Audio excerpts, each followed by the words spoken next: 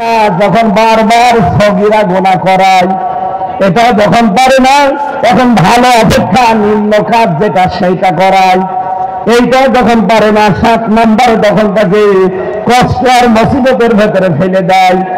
কষ্ট মুসিবতের ভেতরে ফেলে দিয়ে তখন আল্লাহকেও ভুলিয়ে দেয়। মানুষ যখন কষ্ট মুসিবত বিপদের ভেতরে নিজের হাতে নিজে পড়ে যায়, কোন বিপদ আপদ কিন্তু আল্লাহ মানুষের উপর দিতে চান না, সব আমাদের হাতের কামাই করা। যেই বিপদে পড়ে মুসিবতে পড়ে নিঃস্ব হতে থাকে গনার কাছে, আল্লাহ রাব্বুল আলামিন তখন তাকে আকাশের চাঁদ ও ঝলসনা রুটির মতো দেখায়, তখন তার ঈমান নষ্ট হয়ে যায়। লোকটা ডাক দিয়ে বলছে, আমি চিন্তা করলাম আমার তো একটা 100 টাকার নোট আছে। আল্লাহ পাক যদি বলে, বান্দা শয়তানের যে 7 দফা ছিল তোর আমলনামার ভেতরে, জীবনের ভেতরে সব দফাগুলো পাওয়া যায়।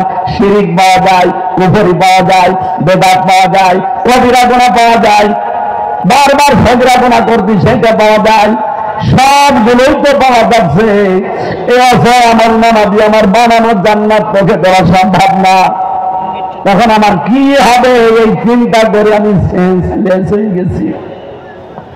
আমি যখন একা একা থাকি মাঝে মাঝে আমার চিন্তা হয়, রব্বুল আলামিন যদি বলে, হামজা 2024 সালের ডিসেম্বর মাসের 31 তারিখ পর্যন্ত করে মাফ করে দিলাম, যা তোর জবাব দেওয়া লাগবে না।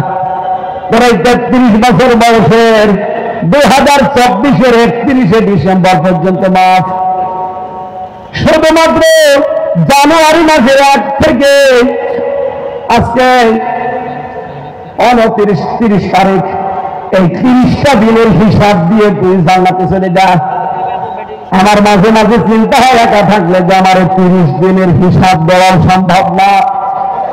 আপনারা পারবেন? এই জন্য 7 নম্বর দফাটা এখন থেকে আরম্ভ করেন, আখিরাতের জন্য কিছু পুঁজি তৈরি করে পাঠান। আমি সহ যারা এসেছি প্রত্যেককে আল্লাহ পাকের 7টা দফা মেনে চলার তৌফিক দিন, বলেন আমিন। শয়তানের এই 7 দফায় ঝাঁটার বাড়ি দিয়ে আজকেই বিদায় নিতে পারি, আল্লাহ তৌফিক দেন, বলেন আমিন। আগামীকাল যেহেতু এর চাইতে আরো 10 গুণ মানুষ বেশি আসবেন আপনারা, আমি জানি। এক একজন অন্তত 4-5 জন করে নিয়ে আসবেন। ডক্টর মাওলানা মিজানুর রহমান আজহারী শ্রদ্ধাভাজন বড় ভাই আগামীকাল আসবেন।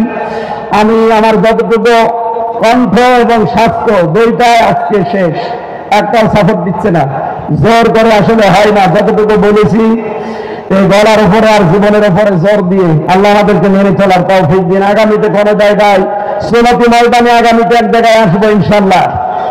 এরপরে আরো বাসখালীতে আসার কথা আছে, যেখানে এখানে আসবো, কোরআন থেকে হাদিস থেকে কথা বলবো ইনশাআল্লাহ। আজকের মতো শেষ করছি। আমিন। বারাকাল্লাহু লানা ওয়া লাকুম ফিল কোরআনিল আযীম। আসসালামু আলাইকুম।